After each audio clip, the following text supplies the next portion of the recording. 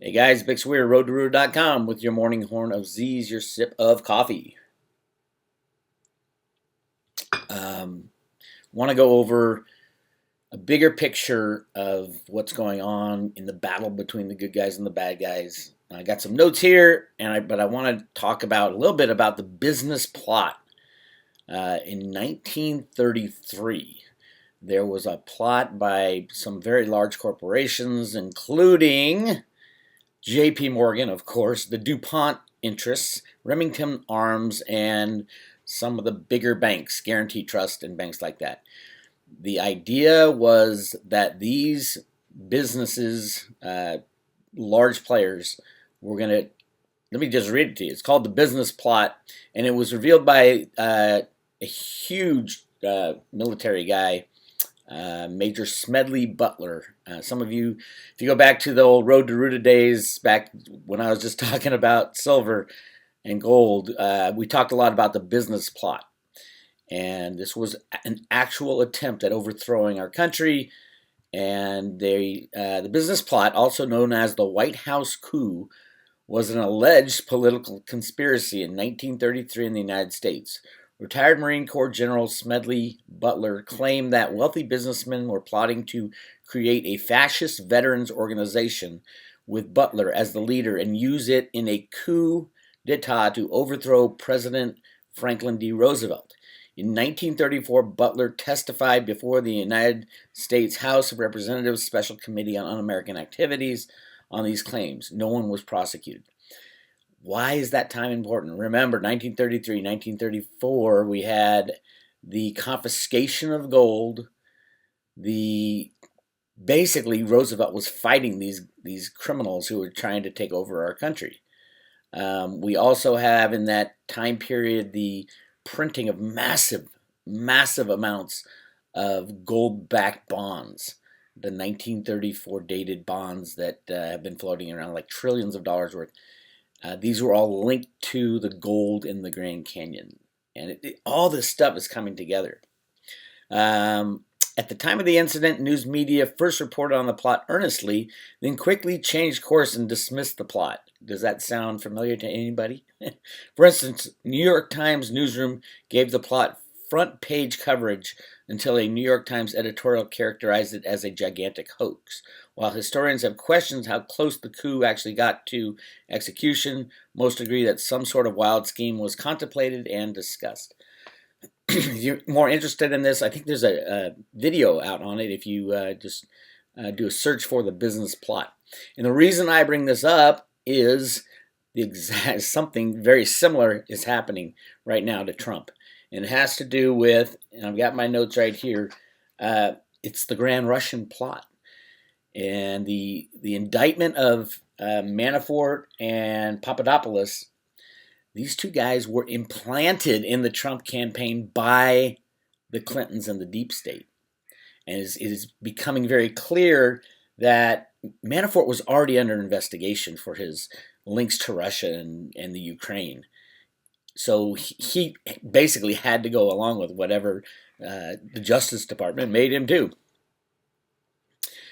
And then the Papadopoulos guy is just a nobody who tried to get this Russian lawyer, Natalia Vitinsky, to give up information to Trump's son-in-law.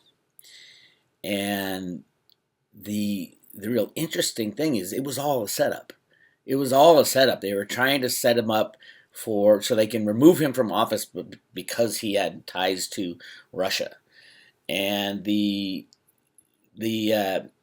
charges against Manafort, yeah, the guy was a criminal, but he also worked for the Podesta Group.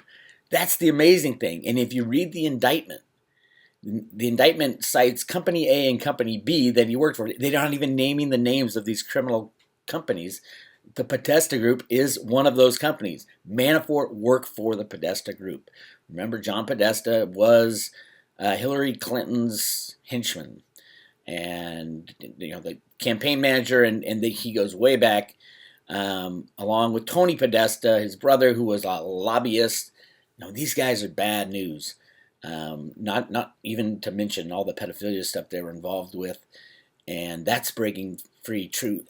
All kinds of things are happening right now. It's really exciting. I'm going to talk with V, the Guerrilla Economist, today about all this stuff. But the other one more thing on the charges for the Manafort and Papadopoulos.